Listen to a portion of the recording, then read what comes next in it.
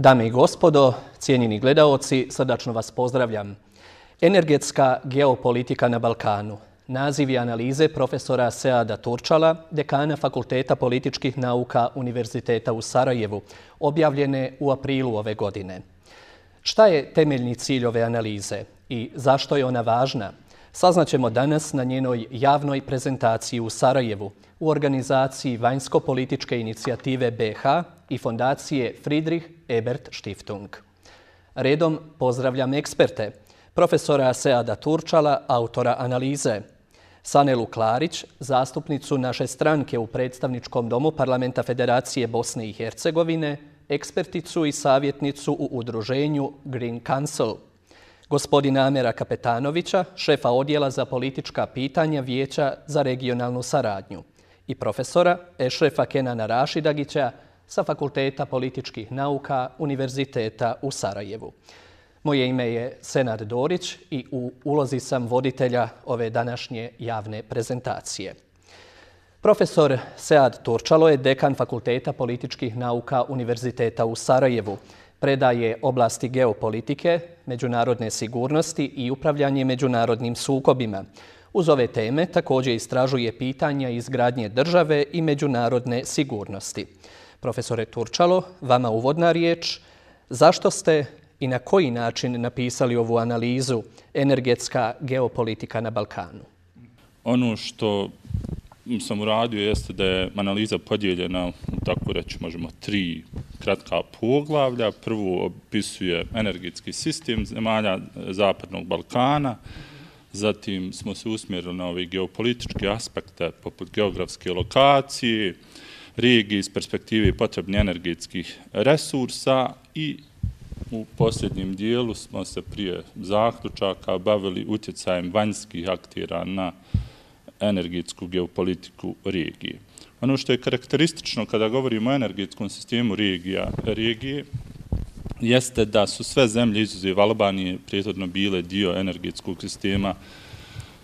Jugoslavije. I karakteristike tog sistema nekako su ostavile traga i reflektiraju se i danas na ove države, a ono što je bilo karakteristično za energetski sistem Jugoslavije jeste da je imao energetski intenzivnu ekonomiju, prilično nepouzdan elektroprijenosni sistem, nizak nivo rezervi plina i nafte i isto tako kao i za ove današnje države koje su nasljednice, jedan nizak nivo diversifikacije izvora snadbijevanja tim resursima, plinom i naftom. Usto ako dodamo da od 90. godine pa na ovam u posljednje 3 decenije praktično nismo imali neke adekvatne obnove i održavanja energetskog sistema, dodamo taj neki ratni period i činjenicu da je najveći dio infrastrukture izgrađen 60. i 70. godina, pojavljuje se suštinski jedan od ključnih problema, jeste nizak nivo energetske efikasnosti i dalje u pogledu energetske intenzivnosti ekonomije zemlje koje su stekle neovisnost nakon disolucije Jugoslavije su danas, ako uzmemo na primjer Srbiju i Kosovo, njihova ekonomija je 4 puta energetski intenzivnija nego prosjek Evropske unije, a Bosna i Hercegovina čak i malo više. Tu svemu tome jedan negativan doprinos daje energetski miks u regiji Zapadnog Balkana. Dominantnu ulogu i dalje ima čvrsto gorivo poput uglja sa oko 50% učešća u ukupnoj potrošnji energenata i o tom ćemo vjerovatno raspravljati, pogotovo iz ove perspektive nekako ove održive zelene energije. Ugalj se dominantno koristi u proizvodnji električne energije. Ako samo napravimo, izuzimajući Albaniju, koja je potpuno oslonjena na hidropotencijal, i Sjevernu Makedoniju i Crnu Goru, gdje je taj procenat nešto niži od 70%, u ostatku država Zapadnog Balkana on se kreće od 70 do 90%. I pored te činjenice da ovaj miks je takav i učestvuje u proizvodnji električne energije, ima značajnu ulogu u zagađenju vazduha sa kojim imamo sve zemlje regije svake praktično godine kada se približava jesenji i zimski period, ima već problem i dovodi do degradacije kompletnog okoliša. i suštinski onemogućava svim zemljama ispunjavanje obaveza iz Pariških sporazuma i onih preuzetih obaveza po osnovu članstva energetskoj zajednici, zapadno-balkanske države i danas nastavljaju ili planiraju izgradnju novih termoelektrana i tu pogotovo do izražaja dolazi taj utjecaj nekih vanjskih aktera o kojim ćemo danas govoriti, ali s jedne strane i po meni jedna vrsta nerazumijevanja šta je to zapravo obnovljivi izvor energije, jer ono kako mi to tretiramo nekako u praksi, pa na neki način i u praktičnim stvarima, kako se tome Evropska unija prilagođava, budući da veliki dio zemalja Zapadnog Balkana ima snažne hidropotencijale, onda se ti hidropotencijali koji suštinski jesu obnovljivi izvor energije ubrajaju u to i po nekim mjerilima, ako se uzme metodologija Eurostata, neke zemlje poput Crne Gore su već dostigle uvjete iz ugovora energetskoj zajednici. Ono što se zanemaruje, i pretpostavljam, vjerovatno će nam kolegica Klarić možda više o tome nešto reći, ono što se zanemaruje jeste taj efekat koji način iskorištavanja hidropotencijala, instalacija velikog broja mini hidrocentrala može imati na okoliš. I tu se susrećemo sa tim praktičnim problemom razumijevanja obnovljivih izvora energije. Istovremeno susrećemo se i sa tim jednom vrstom problema da energetska sigurnost o kojoj sam govorio iz perspektive Evropske unije je shvaćena na način da ona praktično je više usmjerena na ekološku dimenziju energetske sigurnosti, dok energetska sigurnost, onako kako je doživljavaju zemlje Zapadnog Balkana, gleda sigurnost snabdijevanja energentima isključivo kroz prizmu toga da su ti energenti dostupni, praktično možemo reći pod navodnicima, na bilo koji način, pa onda nemamo i adekvatne politike i diverzifikacije, a na kraju krajeva i sama ulaganja u energetski sektor su nezadovoljavajuća. Ako gledamo Zapadni Balkan iz neke geopolitičke perspektive, tu dolazi do sudara između realnosti koja govori o tome da je on energetski ovisan o drugim zemljama, o Ruskoj federaciji, pogotovo kad se radi o plinu i nafti, i potencijalu da postane energetsko središte. Sama njegova geografska lokacija ga smješta na mjesto kroz koje prolazi 3 energetska koridora Evropske unije, centralnoevropski i južnoevropska električna konekcija, zatim plinska interkonekcija i snabdijevanje naftom sjever-jug i južni plinski koridor. I realno trenutna pozicija, ako to tako sagledamo, regije iz perspektive lokacije koja je potrebna za snabdijevanje primarnim energetskim resursima, i ako gledamo to kuda se kreću transportne rute i slično, značajno se razlikuje u odnosu na taj potencijal koji sam spominjao, da se Zapadni Balkan transformira u energetsko središte. Zemlje regije su u pogledu snabdijevanja, već sam napomenuo, naftom i plinom ovisno o Ruskoj federaciji, izuzimajući Albaniju i Kosovo i Crnu Goru donekle, iz jednog suštinskog razloga jer nemaju razvijenu plinsku infrastrukturu i to je jedini razlog zbog čega zapravo nemaju tu vrstu ovisnosti. Ono što je tu isto tako značajno napomenuti, pa ću malo se već referirati na taj utjecaj nekih vanjskih aktera,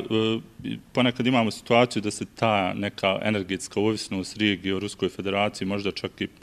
i precjenjuje, ne treba je podcjenjivati, ali ne precjenjivati, budući da, na primjer, prirodni plin samo sa 6% učestvuje u ukupnoj količini potrošnje energenata u državama regije, da postoji trenutno neki niz projekata i inicijativa koji su usmjerene na diverzifikaciju izvora i ruta snabdijevanja regije ovim energentom, i ja sam nekako tu izdvojio 5 plinovoda, odnosno projekata plinovoda koji su od posebnog značaja za regiju Zapadnog Balkana. U prvom redu se radi o transanatolijskom plinovodu, TANAP-u, zatim transjadranskom plinovodu, Jonsko-Jadranskom plinovodu i Turskom toku, te ovom projektu LNG terminala na Krku. Sam transjadranski plinovod je dio strateškog južnog plinskog koridora i imajući u vidu nivo ovisnosti regije o plinu iz Ruske federacije, transjadranski plinovod bi reducirao tu ovisnost uz potrebu zemalja regije da izgrade neke prekogranične plinske infrastrukture. To se naročito odnosi na Srbiju i Sjevernu Makedoniju, gdje bi se tako mogao okončati trenutni monopol Gazproma, te Kosovo koje tek treba da razvije plinsku infrastrukturu. Što se tiče Jonsko-Jadranskog plinovoda, on je zanimljiv prije svega zbog same činjenice da bi to zapravo bilo, ukoliko bi se njegova zaista gradnja desila da bi to bio trijumf geopolitičkog nad ekonomskim promišljanjem, budući da iz ekonomske perspektive Jonsko-Jadranski plinovod apsolutno nema odgovarajuću opravdanost. Preko Jadransko-Jonskog plinovoda bi se tržište i Albanije, Crne Gore, zatim južnog dijela Bosne i Hercegovine i Hrvatske povezalo se južnim plinskim koridorom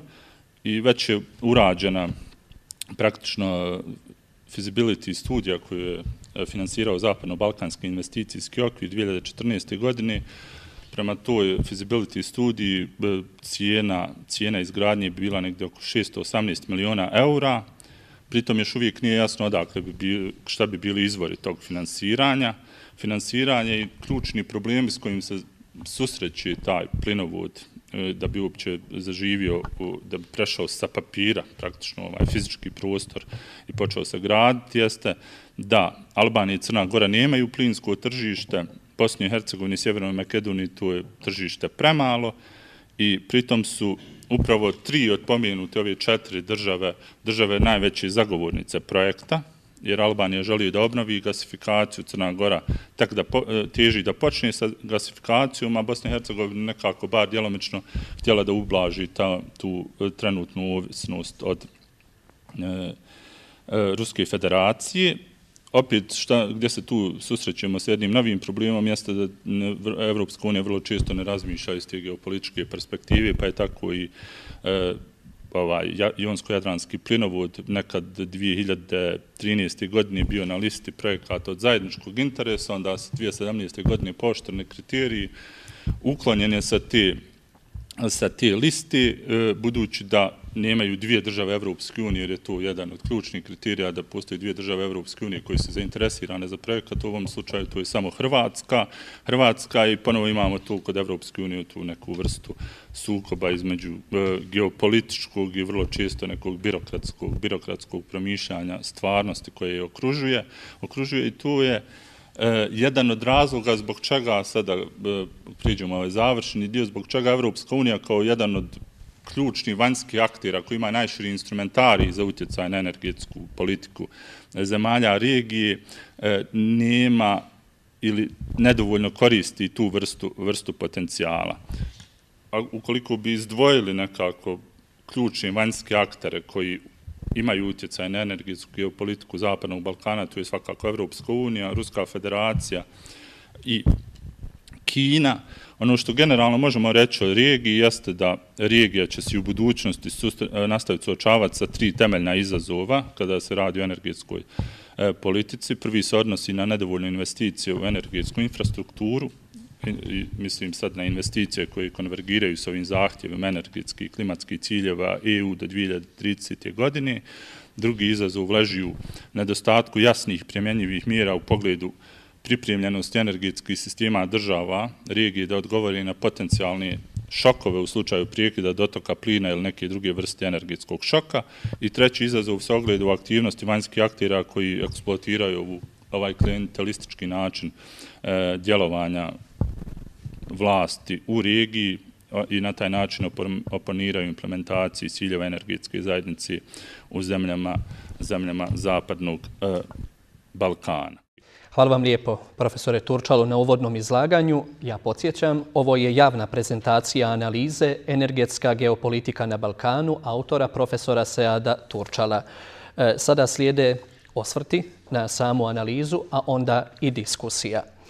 Sanela Klarić, profesorica i zastupnica naše stranke u predstavničkom domu Parlamenta Federacije Bosne i Hercegovine, ekspertica i savjetnica u udruženju Green Council. Cijenjena profesorice Klarić, u čemu se po vašem sudu ogleda važnost ove analize profesora Turčala? Čuli ste njegovo uvodno izlaganje. Jako bitno jeste upravo ova tema energije.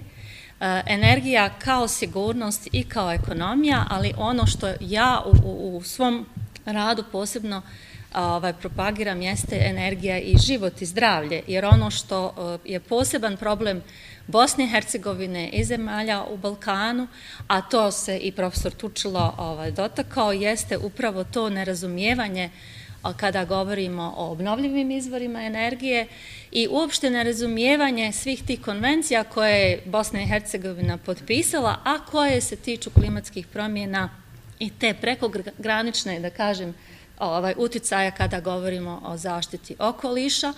i mehanizme koje se čak i tu na neki način ne koriste, jer same države u svom dogovoru nekako uopšte ne koriste te mehanizme gdje ako imamo zagađenja preko granica vrlo jaka, imamo nekako osjećaj da se upravo i politike tu dogovaraju da ne koriste te mehanizme. Jer i profesor Turčalo je upravo lijepo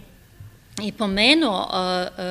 zašto Evropska unija ne koristi sve te mehanizme kada govorimo o penalima koje bi mogli da koriste, posebno ako znamo da evo i kad imate taj izvještaj, godišnji izvještaj o energetske zajednice, o svim ovim zemljama Balkana, primijetit ćete koliko mnoge od tih država imaju već određene procese i da kažem neke prijave, ali nismo vidjeli da tu postoje neke određene kazne ako govorimo novčane plaćanja. Ono što građani ne vide, to su te kazne gdje mi ne možemo koristiti grant sredstva i praktično, pošto naši građani nikada nisu ni osjetili ta sredstva, nisu ih mogli koristiti, nekako naši političari ih, da kažem, ne pominju, niti se o tome govori. To su ogromni gubici koje Bosna i Hercegovina, odnosno građani Bosne i Hercegovine imaju, jer ne mogu oni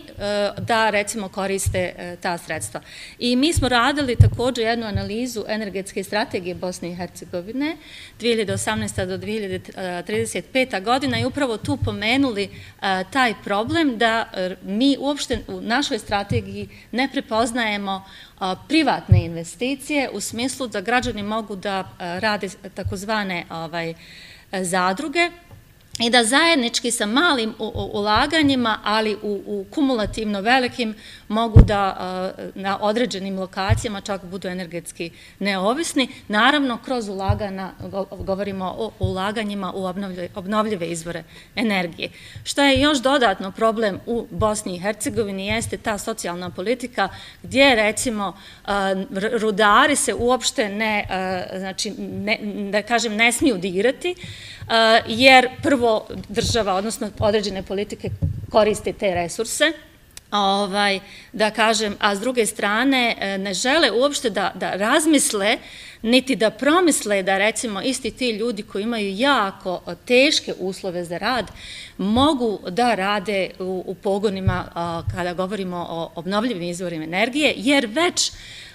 zadnjih 15 godina i više ulaganja u obnovljive izvore energije u državama Evropske unije nam daju primjere dobre prakse, da je i mnogo veći broj uposlenih, ako govorimo samo u Njemačkoj, od onih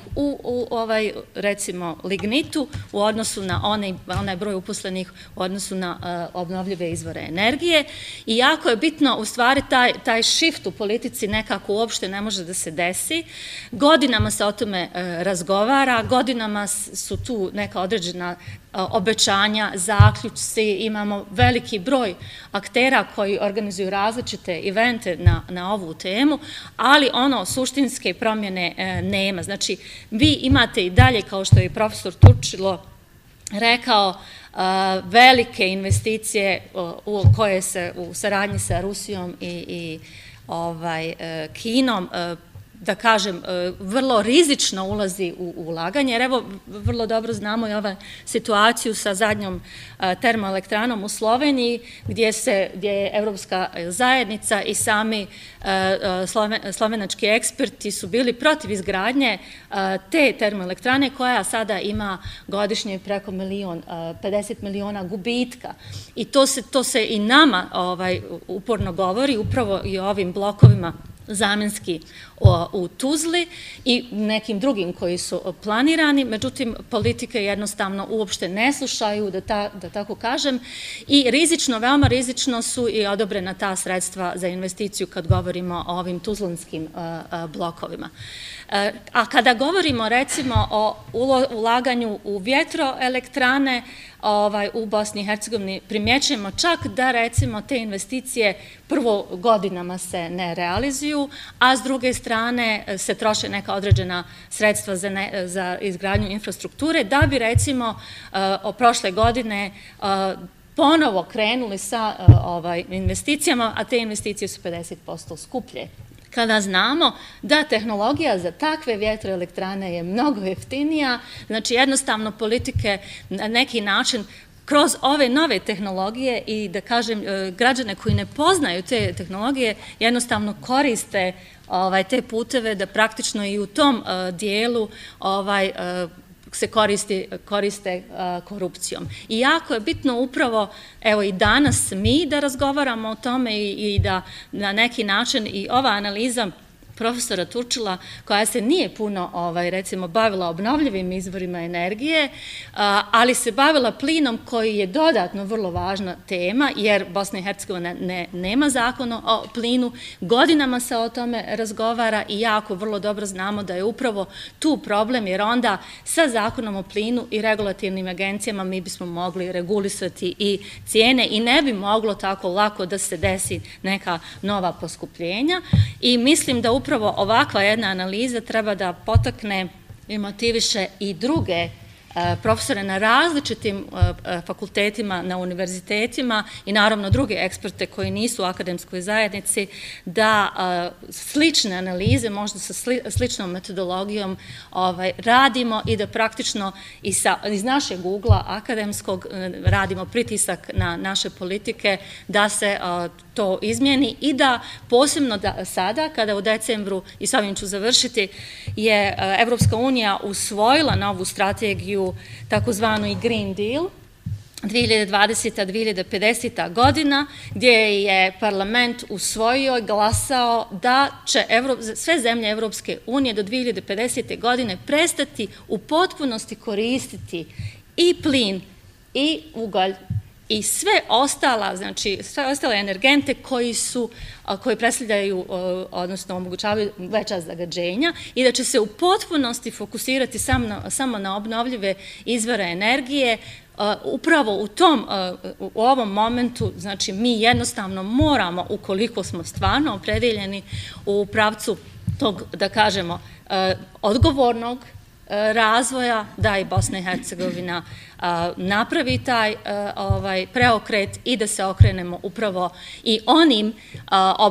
izvorima energije sa kojima smo bogati. Jer mi ne možemo imati izgovor da smo bogati samo sa ugljom. Bosna i Hercegovina je bogata i sa vjetrom, i sa suncom, i geotermalnom energijom, i na kraju krajeva i hidropotencijalima, s tim da bih ja napravila zadršku. Kada govorimo o malim hidroelektranama, prevelik je broj, a premalo energije planirano u Bosni i Hercegovini da bi na tome Bosna i Hercegovina trebala imati fokus. Profesorice Klarić, i vama hvala na uvodu koji ujedno sadrži smjernice za diskusiju koja će nešto kasnije uslijediti, no prije diskusije uvodni osvrt i profesora Ešrefa Kenana Rašidagića. Rašidagić je profesor na Fakultetu političkih nauka Univerziteta u Sarajevu na predmetima međunarodni odnosi i evropske integracije. Uže oblasti naučnog interesa i rada su mu politički islam, politička scena na Bliskom istoku i zemljama u razvoju, te međunarodne intervencije, postkonfliktna i tranzicijska društva. Profesore Rašidagiću, zašto je važna ova analiza profesora Turčala? Jedna od stvari koja ja mislim da je jako bitna i koja je po meni jedna od fundamentalnih zaključaka ove studije, mada se spominje na samom početku, jeste neka vrsta ovog reality checka gdje je autor studije, profesor Turčalo, zapravo smješta Zapadni Balkan u jedan kontekst koji je vrlo odgovarajući i potrebno ga je povremeno naglašavati, budući da zemlje Zapadnog Balkana općenito i ljudi koji ovdje žive i politički akteri koji ih vode imaju tu neku iluziju o važnosti Zapadnog Balkana, njegove centralne iluzije, bilo kakvu diskusiju koja se tiče Europske unije, a profesor Turčalo ovdje nam jasno upotrebljavajući statistike i brojke stavlja znanje koliko je Zapadni Balkan zapravo u cijeloj ovoj priči periferan, nebitan i opterećen mnoštvom problema koje je potrebno riješiti da bi se uopće razgovaralo o nekakvoj vrsti strateškog promišljanja oblasti energije.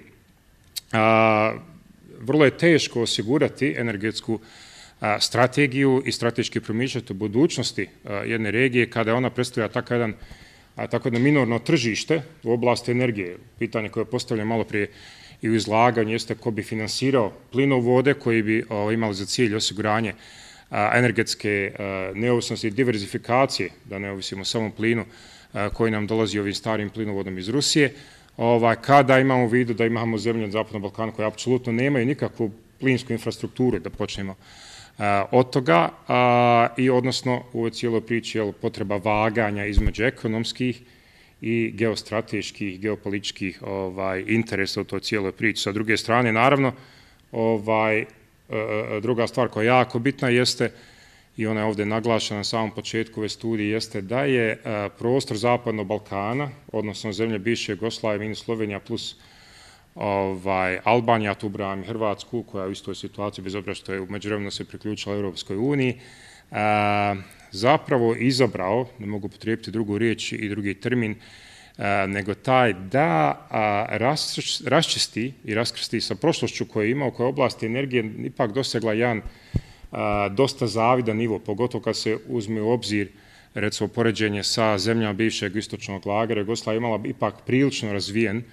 elektroenergetski sistem u oblasti plina, recimo je napravila neke vrlo važne pomake prije rata i tako dalje. Bilo je to jedno integrirano tržište koje je nedostatke u određenim zemljama, danas nekadašnjim republikama, balansiralo, znači mogućnost razmjene energije i tako dalje i tako dalje. Jugoslavija, bez obzira na to što je bila vrlo intenzivan potrošač i u to doba,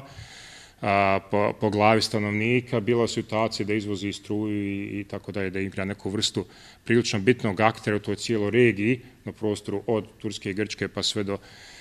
Zapadne Evrope i zemlje. Zapadnog Balkana su i u ovoj situaciji naravno pokazali svoju političku nezrelost i odlučile da ono što je postignuto, što je postojalo, što je bilo na neki način vrlo vrijedno, unište,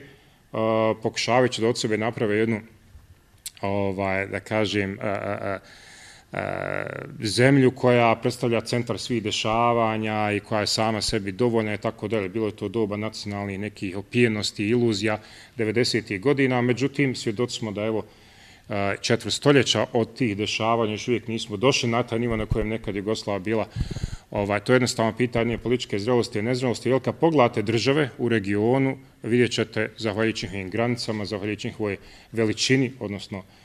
koliko nisu velike i tako dalje, da one jednostavno ovise jedno od drugoj. Recimo, Hrvatska je eklatantan primjer za bilo kakvu vrstu takvog promišljanja. Insistirati na tome da je to država koja je samodostatna, koja nema ništa sa Bosnom i Hercegovinom, je potpuno iluzorno kad pogledate geografiju Hrvatske onako kakva je, mislim jednostavno insistirati na tome da recimo Dubrovačko zaleđe u energetskom smislu može biti uvezano tržište Evrope i Evropske unije i Hrvatske, a da nema ništa sa svojim neposrednim susjedom Crnom Gorom i Bosnom i Hercegovinom, apsolutna iluzija koja se međutim i danas perpetuira, jer evo posljednjih dana svjedoci smo ovog postupnog otvaranja tržišta Hrvatske za turiste o kojima ono ovisi, znamo za gotovo 1/4 svog bruto nacionalnog dohotka, gdje se uporno potencira dolazak turista iz zemalja Europske unije i tako dalje. Nijedno od tih rasprava baš pratim ovih dana jer mi je jako interesantno, ne spominje se uopće Bosna i Hercegovina kao da ne postoji, kao da ne čini značajan dio tog turističkog kolača. To je jednostavno jedno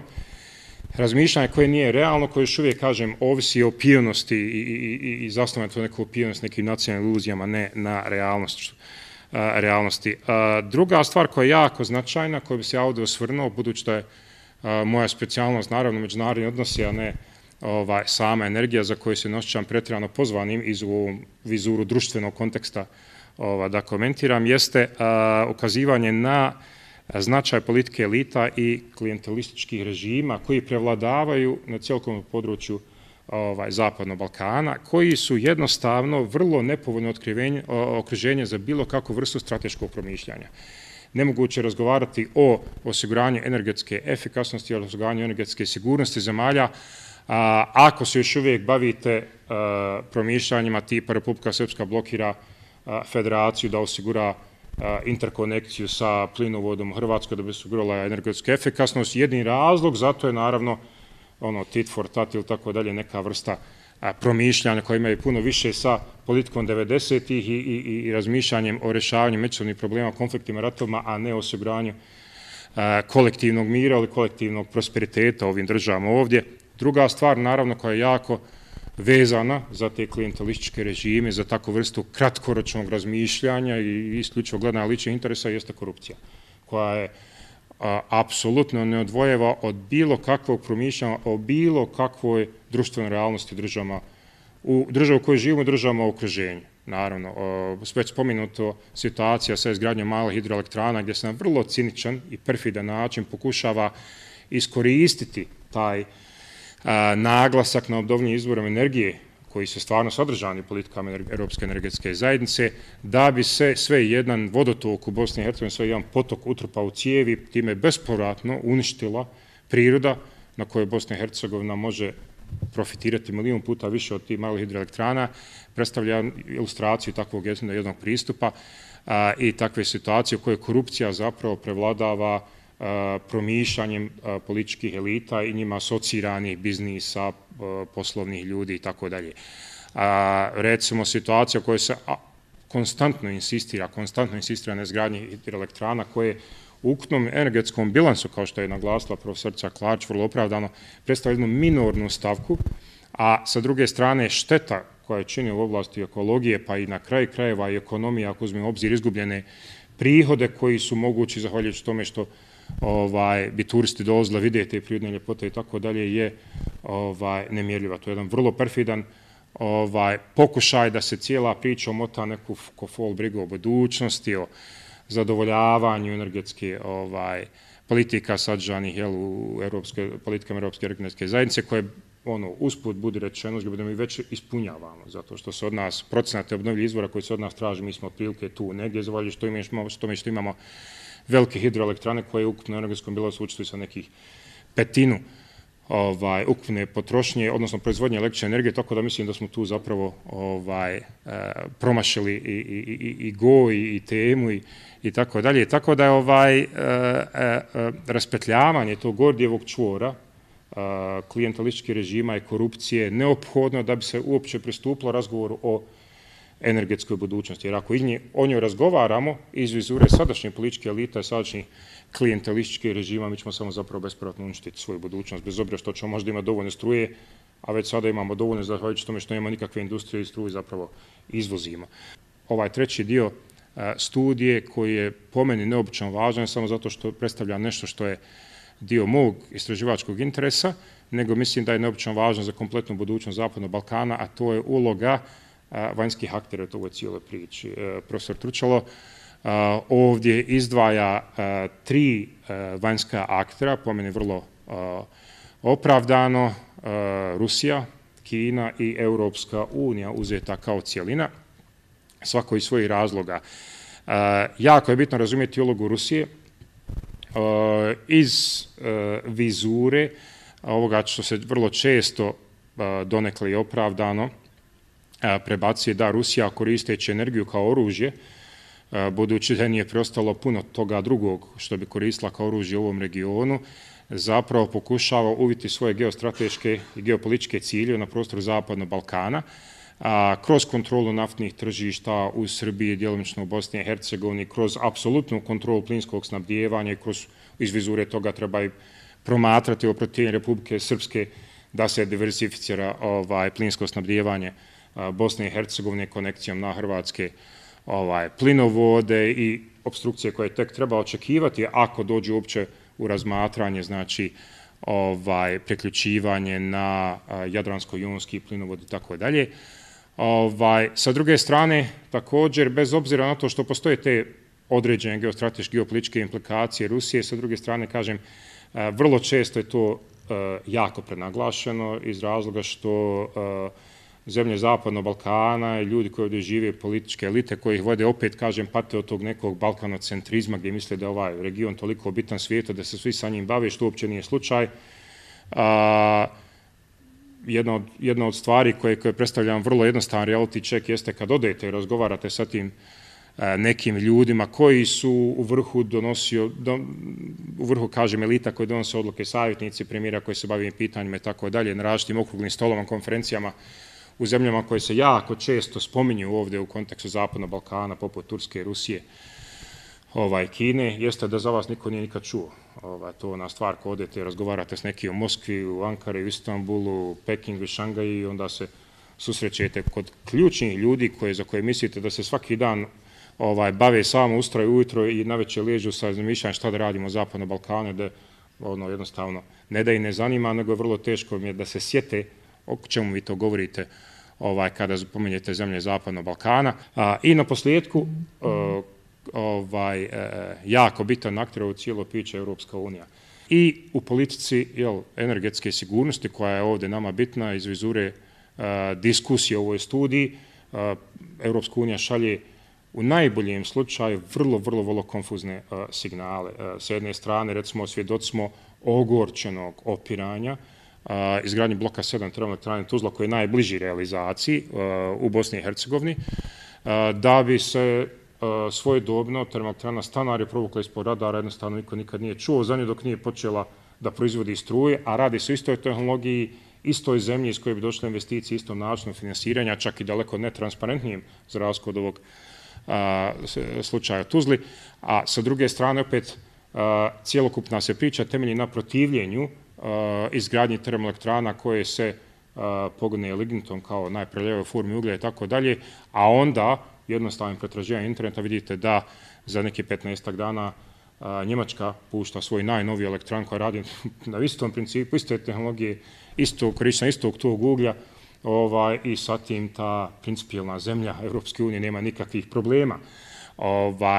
Onda već navedena politika, gdje se svi obnovljivi izvori stavljaju isti koš, pa tako i mini hidroelektrane, ne uzimajući obzir njihov okolišni impakt i tako dalje, pa sve do nekom apsurdnom insistiranju da nerazvijena zemlja, mala zemlja i nesigurna zemlja u političkom smislu i sigurnosnom smislu Bosna i Hercegovina kompletno svoju energetsku sigurnost posveti, odnosno osloni na takozvane obnovljive izvore za koje znamo da ne predstavljaju solidnu osnovu za takozvanu baznu proizvodnju električne energije, nego jednostavno za neke vršne varijacije, a ta bazna proizvodnja mora doći iz velikih agregata poput ovih termoelektrana koji su naša jedina opcija, nuklearne elektrane nisu opcija. Naravno, sa druge strane, jednostavno ne možemo doći u situaciju, i to su ljudi koji su branili pozicije Bosne i Hercegovine na zadnjem takvom sastanku jesenas, rekli, vi ako mislite da ćemo mi u ovoj situaciji u kojoj susjedne zemlje Bosne i Hercegovine otvoreno propituju njenu održivost, njeno postojanje kao državu, prepustiti našu energetsku sigurnost nekoj drugoj državi, onda ste stvarno velikoj zabludi. Mi blok 7 jednostavno moramo izgraditi da bismo osigurali svoju energetsku efikasnost. Eto, tu ću završiti. Riječ dajem gospodinu Ameru Kapetanoviću, šefu odjela za politička pitanja Vijeća za regionalnu saradnju, diplomati i bivšem novinaru. Gospodin Kapetanović je jedan od osnivača vanjsko-političke inicijative BiH. Gospodine Kapetanoviću, sa kojeg aspekta i kako vi ocjenjujete ovu analizu profesora Turčala? Vrijednost ove analize, između ostalog, kao što sam rekao, je to što stavlja region u geopolitički aspekt energetske sigurnosti, ako možemo tako reći. I mislim da je to jedna od da kažem, osnovnih elemenata ove analize koji je na svojevrstan način novom. Sama njena struktura, naravno, je također jako zanimljiva, jer prije svega prolazi i analizira energetske sisteme gdje vidimo da malo koja zemlja u regionu ima zdraviji energetski miks. Jako se dobro vidi kolika je opterećenost i ovisnost o čvrstim ovim izvorima energije fosilnim, koji naravno onda opterećuju i okoliš. Također, jasno se vidi i u naznakama, naravno, jer analiza nije išla toliko duboko i toliko široko u analizu potencijala energetskog, ali se vidi i taj omjer između potencijala i ovisnosti. Dakle, region ima puno veći potencijal za razvoj obnovljivih izvora energije i općenito za energetski potencijal, ali je i dalje ovisan o određenim izvorima energije i dalje je ovisan o trećim zemljama kao investitorima. I naravno onda u tom jednom procjepu, u toj jednoj diskrepanciji vrlo dobro je posložen i ovaj element vanjskih utjecaja koji je jako evidentan, koji je, kao što je profesor Rašitagić rekao, i u određenim aspektima je kontradiktoran, ali je prisutan i ne možemo ga zanemarivati. Ono što studija ne govori eksplicitno, ali se nameće kao jedan od zaključaka, barem za mene, je potreba koevolutivnog pristupa razvoju energetskog potencijala regiona. Što da kažem ovdje zapravo da mogućnost nekog clear cuta, prekida, sad više nećemo uopšte se bazirati na termoelektranama, nije moguće. Potrebno je napraviti jedan što je moguće bezbolniji prijelaz prema obnovljivim izvorima energije, jer vidimo da zemlje u regionu, ponajprije recimo Srbija i Bosna i Hercegovina, ali i ostale zemlje u regionu, jako se bore da održe energetski balans. Ako bismo izbacili ugalj i termoelektrane iz energetskog sistema Bosne i Hercegovine, gdje recimo sama termoelektrana u Tuzli daje 60% energetskog kapaciteta federacije i nešto ispod 50 cijele BiH, znamo kako bi završili. Dakle, tu lomljenja preko koljena naprosto nema i zato je taj koevolutivni pristup jako važan. Kolegica je spomenula ovu zelenu agendu Evropske unije koja je vrlo važna strateška orijentacija. Mi u Vijeću za regionalnu saradnju intenzivno radimo na paradigmi ekonomskog povezivanja i stvaranja ekonomskog, da kažem, jedinstvenog ekonomskog tržišta u regionu. Jedinstvenog ekonomskog tržišta u regionu naravno nema bez jedinstvenog energetskog tržišta. Naprosto su to povezane stvari, a vidimo da mi jedinstvenog energetskog tržišta u regionu nemamo. I da ovo što je profesor Turčalo jako dobro primijetio u svojoj analizi je to poprilično atomizirano, neuvezano, rascjepkano po mnogo osnova. Jedna važna stvar u Evropskom Green Dealu, a vidjet ćemo, to se zove takozvani pravedni mehanizam tranzicije. Čak i Evropska unija koja ima toliki potencijal da ulaže i u istraživanje i razvoj i generalno obnovljive izvore energije, govori o klauzuli pravedne tranzicije. Zašto? Zato što vi naprosto morate imati u vidu ovisnost iz zemalja Evropske unije. Od 27 zemalja Evropske unije, samo njih 11 je u mogućnosti da ispuni normu od 32% učešća izvora obnovljive energije u energetskom potencijalu. Samo njih 11. Njemačka, kao što je profesor Rašitagić malo prije rekao, nije čak u mogućnosti da zatvori svoje termoelektrane. Znači, potrebno je finansiranje tog prelaza, da se napravi jedno ozbiljno javno-privatno partnerstvo u kojem će se fokus staviti na obnovljive izvore energije. Ono što istraživači sada rade, to je zapravo kako tu energiju koja se dobiva recimo iz vjetra, kako je pametnom mrežom distribuirati i kako napraviti storage kapacitete za to. To je nešto na što ni najrazvijenije zemlje trenutno nemaju odgovor, a kamoli Zapadni Balkan. Tako da moramo voditi računa i o tome i moramo voditi računa da na Zapadnom Balkanu taj prelaz će biti dosta bolan i on će biti, za njega će trebati vrijeme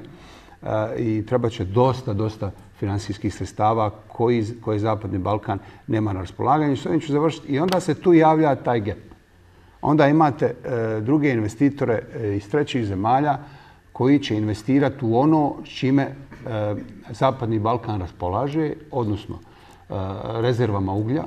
i platit će da se to eksploatira, da se grade novi blokovi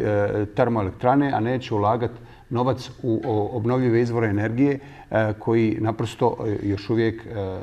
nisu dovedeni u optimalan, ovo što je Kenan malo prije rekao, optimalan učinak kao bazni izvori energije. Dakle, i vama hvala, gospodine Kapetanoviću. Ova analiza pisana je kao univerzitetski udžbenik, ali je prihvatljiva i široj čitalačkoj publici. Posebno bi, po našem sudu, trebala biti od pomoći kreatorima politika u ovoj oblasti u cijeloj regiji. Cijenjeni profesore Turčalo, čuli ste uvodna izlaganja svojih kolega. Pa kao uvod u diskusiju, izvolite se osvrnuti na osvrte, jel? I ono što je meni bilo bitno jeste što je kolega Raštagić rekao da napravimo neki reality check. Zaista da nas smjestimo u neke okvire koliko smo mi zapravo zaista važni. Jer ja imam taj osjećaj, to je Kenan nazvao sindromom neobičajne važnosti kod naših i vlastodržavaca, ma ne samo vlastodržavaca, nego vrlo često oni koji kolokvijalno nazivamo politički analitičar, govori o Bosni i Hercegovini regiji kao najbitnijoj tačci na planeti Zemlje s kojom upravo to svi veliki lideri ustaju i liježu spavati razmišljajući o tome šta će se dešavati na Zapadnom Balkanu. I htio sam da pokažem upravo kad govorimo, ne znam, o Ruskoj federaciji, Kenan je to dobro primijetio, činjenica da mi u regiji troši da prirodni plin učestvuje samo sa 6% u ukupnoj potrošnji energenata, indicira da mi ponekad tu taj utjecaj Ruske federacije na energetski sektor možda čak i precjenjujemo. Da i tekako imamo kroz ovi neki razvoj novih izvora energije koje je kolegica Kvarić spominjala, ako bi tu uključili zaista i vjetroenergiju, i termalnu energiju, i sunčevu energiju, vrlo lako se to na neki način može supstituirati. Ono što se dešava u Bosni i Hercegovini, što jeste najveći problem, jeste da Bosna i Hercegovina ne zna, a kad pročitate strategiju energetsku 2018. do 2035. čak možete zaključiti da Bosna i Hercegovina neće da zna. Jer praktično se upravo kroz takve dokumente, strateške dokumente, daju opcije. Vi praktično imate jedan meni u kojem svaka politička opcija onako kako ona želi u tom periodu do 2035. godine može da bira. Pa možete da izaberete 11 novih termoelektrana u Bosni i Hercegovini ili da evo imate neku opciju da možda ove male hidroelektrane. Zašto? Zato što upravo je tu samo jedan lični interes i profesor Raštagić je to tako lijepo pojasnio, gdje korupcija i lični interes vladaju upravo i ovim segmentom kad govorimo o obnovljivim izvorima energije. I kad govorimo o investicijama, o obnovljivim izvorima energije, zašto ih nema? Zato što toliko je, takav je rizik da jednostavno, i ako imate možda bi čak Kinezi koji su također vrlo jaki i u tehnologijama za obnovljive izvore energije investirali u Bosni i Hercegovini i u takve tehnologije, ali kad ne postoji zakon koji njih štiti, kada ne postoje regulatorne agencije, jednostavno vi i kad oni točno znaju da samo elita može da koristi te mehanizme ili grantove ili podršku, onda naravno da će i takve investicije da jednostavno praktično ne postoje u Bosni i Hercegovini u određenom periodu. Jedna od stvari koja je neobično bitna jeste to što su mi vlastitim izborom sve zemlje regije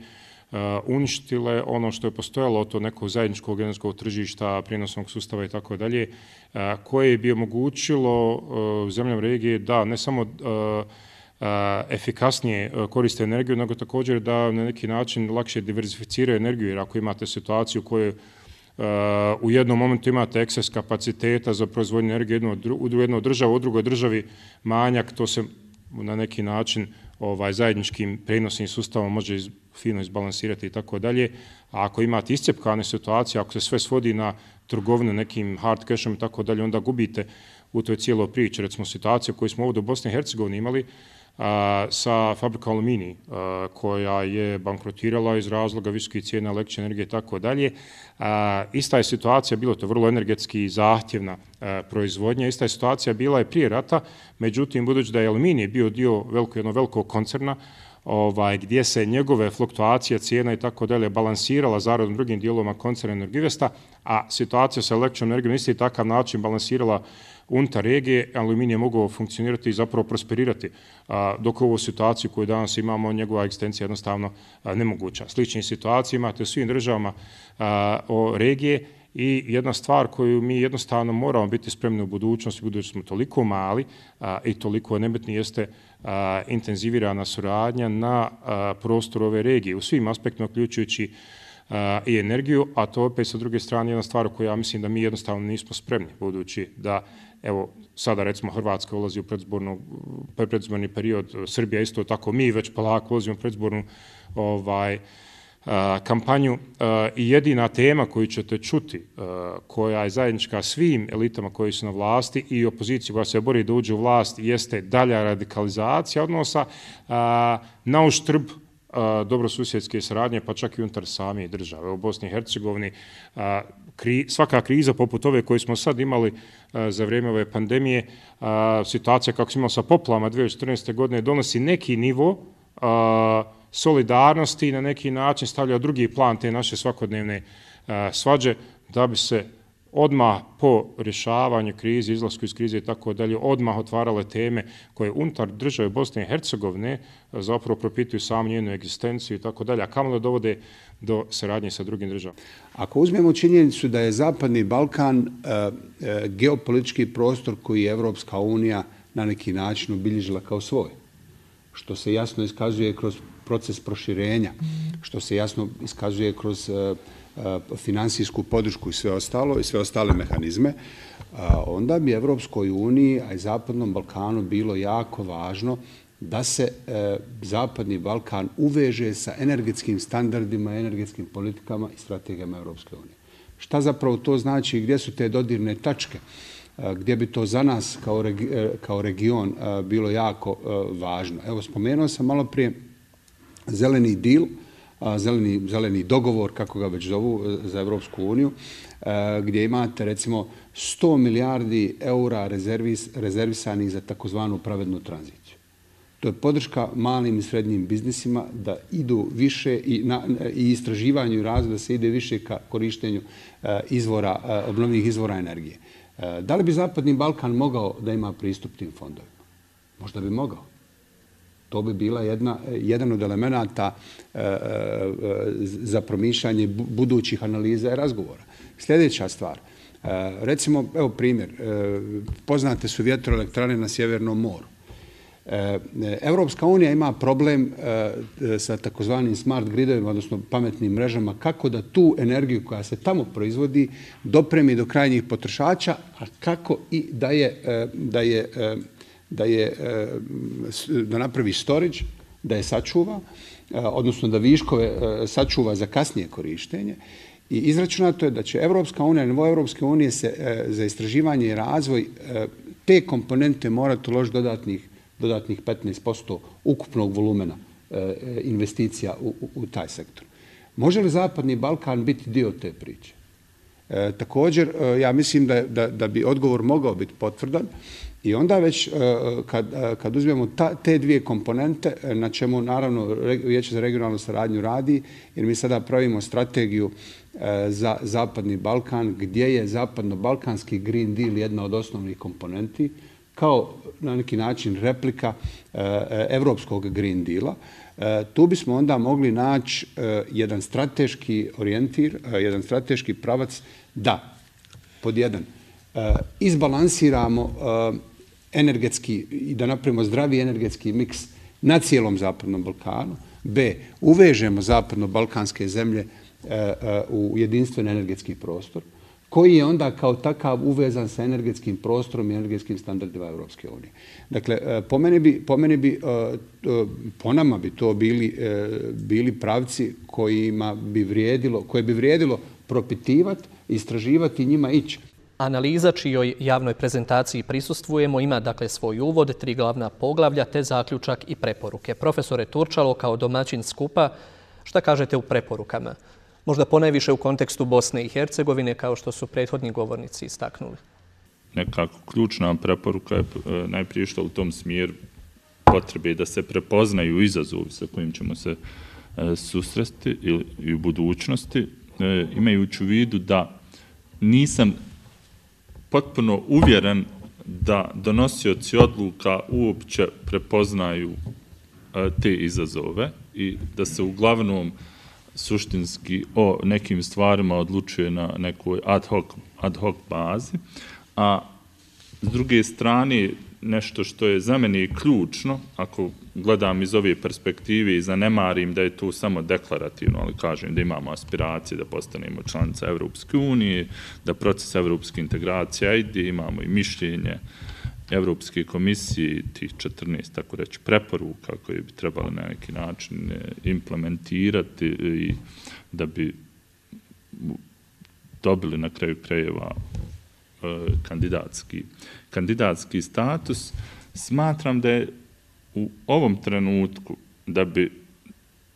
se zadržali na tom nekom putu prema Evropskoj uniji i istovremeno da bi Evropska unija spriječila da ti eurounijske integracije ne budu potpuno stavljene na marginu, da je zapravo ključni zahtjev potrebno postaviti prema tom, tako reći, vanjskom akteru, Evropskoj uniji, da se ona u Bosni i Hercegovini i regiji počne ponašati geopolitički. Jer, mislim, ja to nekako odavno govorim, sve dok imamo situaciju da se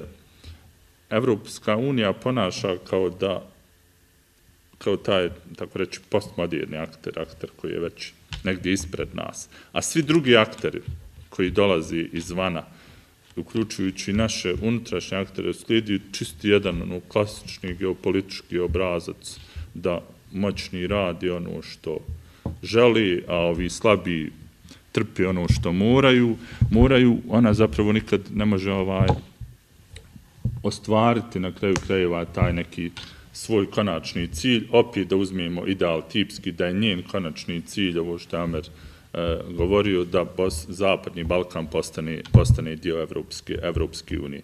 Ovdje je nekako ključna preporuka bez tih nekih tehničkih detalja, potreba zaista da osvijestimo i važnost geopolitike u energetskom sektoru i šta je da redefiniramo energetsku sigurnost za Zapadni Balkan, šta je to energetska sigurnost i da ta definicija onda na kraju krajeva i na neki način konvergira sa onim što Evropska unija smatra energetskom sigurnošću, pritom misleći da bi se u tom nekom početku, da bi to zaista bilo izvodljivo da se uradi, da bi Evropska unija trebala prilagoditi svoje promišljanje energetske sigurnosti za određen period promišljanja energetske sigurnosti, kako to radi zemlje Zapadnog Balkana, da bi nas izvela nekako iz tog nekog smjera gdje mi tražimo bilo kojeg aktera koji će nam bez nekih posebnih reformskih uvjeta dati neku vrstu kredita ili tako dalje, da bi zadovoljilo svoju energetsku sigurnost. I ono što je kolega Rašidek rekao, mislim, sasvim je logično u ovom klasičnom geopolitičkom smislu ponašanje Bosne i Hercegovine da uzme taj kredit, tako reći, Kini da bi garantirala svoju energetsku sigurnost, nego da se oslanja na nešto u što je uvjerena da ne može dostići u nekom izglednom periodu. Dakle, potrebno je zapravo tu napraviti neku vrstu promjene. Ako Evropska unija želi da se izvučemo iz ta dva utjecaja, onda ona treba vrlo jasno pozicionirati i reći, ok, mi želimo da naš strateški cilj, naše strateške investicije idu u energetsku infrastrukturu koja će vrlo brzo Bosnu i Hercegovinu, sad govorim samo o Bosni i Hercegovini, učiniti energetski neovisnom od drugih aktera i izvesti nas iz ovog dijela gdje ulažemo mi ili uzimamo kredite za ove prljave, tako reći, izvore energije, koji dovodi do aerozagađenja i uvesti vjetroenergiju, solarnu energiju kao neki optimalnu zamjenu za te vrste energenata. Poštovani gledaoci, bila je ovo javna prezentacija analize energetska geopolitika na Balkanu autora profesora Seada Turčala. Na Fakultetu političkih nauka Univerziteta u Sarajevu okupila nas je vanjsko-politička inicijativa BH i fondacija Friedrich Ebert Stiftung. Svima hvala na cijenjenoj pažnji.